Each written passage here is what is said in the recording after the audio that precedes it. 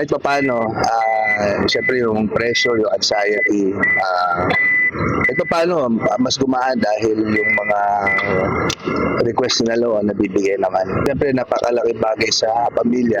I mean, the ambassador herself, Her Excellency, mismo siya nagpunta dito. Malaking bagay. Nabigyan na po namin yung una, and then may pinangako naman tayong si Ernie, abang nag-iisip pa kung babalik o hindi, we offered him job dito sa provincial government.